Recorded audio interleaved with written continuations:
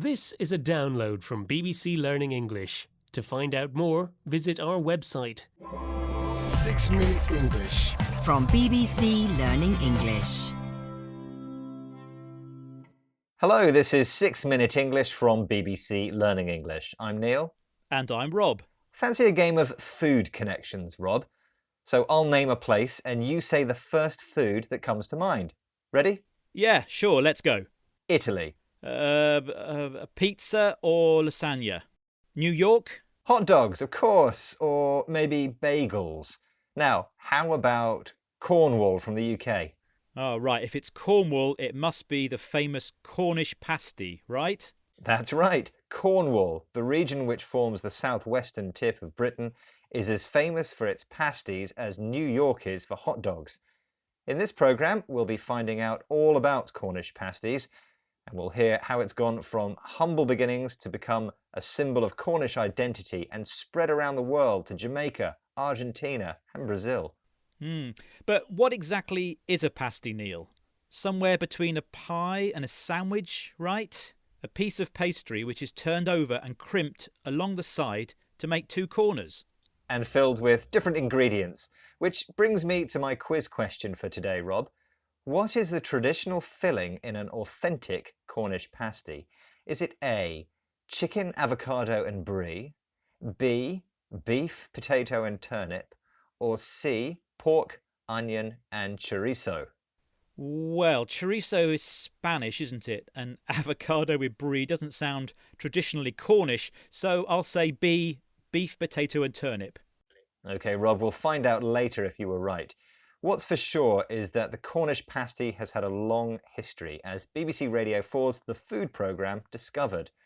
They spoke to Dr. Polly Russell, a public life curator at the British Library. Here she is reading from one of the earliest mentions of pasties from the late 17th century. There's a lovely bit here where he's describing what a housewife in Hertfordshire does, and he's talking about her way to make pork pies and pork pasties. Pies may be made and baked either raised in paste earthen pans or in pewter dishes, or in the shape of a turnover two-cornered pasties. So that's a very early reference to a pasty in the shape, I think, that we know it, but also being made specifically for labourers, to be feeding labourers on a farm at harvest time.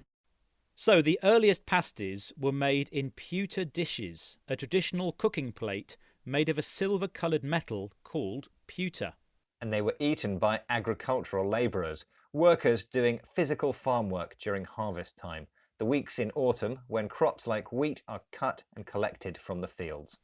But it wasn't only farmers and labourers who ate pasties. As well as its farms and fishing, Cornwall was famous for tin mines, as Ruth Huxley of the Cornish Pasty Association explains. Pasties would have been eaten by lots of people who went to work, but it just worked perfectly down mines, and Cornwall became the world capital of mining. And so lots of pasties were made, lots of pasties were eaten, and then that mining community went all over the world and took the pasty with them. Pasties were eaten by hungry workers involved in the mining industry, digging up materials such as coal or metals like gold, or in Cornwall, tin, from the ground. So far, we've been talking about Cornwall, but you said the Cornish pasty has spread around the world, Neil. How did that happen? Well, that's connected to the tin miners we just talked about. Here's Polly Russell again. This is replicated not just in Mexico, but with migrants moving to America, to Minnesota, to Canada, to Australia. So anyone who travels to many of those places now will see foods which are incredibly reminiscent and familiar, and just like Cornish pasties. In the 19th century, many Cornish tin miners emigrated, moving abroad to start a better life. Their pasty recipes were replicated or copied exactly in the new places where they landed, from America to Australia. And that's why in many places around the world you can find food which is reminiscent of pasties, meaning it reminds you of something similar. In this case, the original Cornish pasty, with its traditional filling of...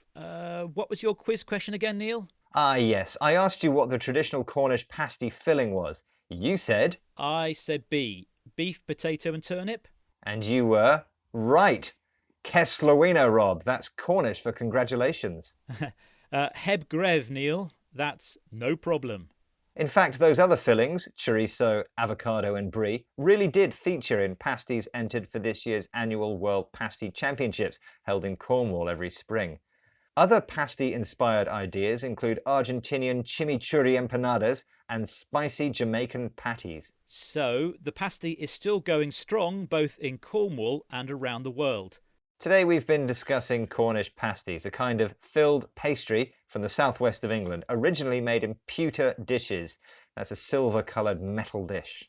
Pasties were eaten by agricultural labourers, farm workers bringing in the autumn harvest, the time when crops are cut and collected from the fields, and also by workers in the tin mining industry, digging up metals like tin from underground.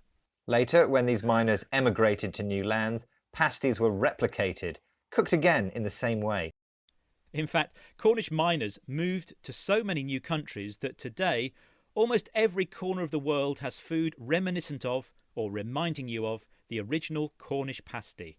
That's all for today. Join us again soon for more topical discussion and vocabulary on 6 Minute English. Goodbye for now. Bye-bye. 6 Minute English. From BBC Learning English.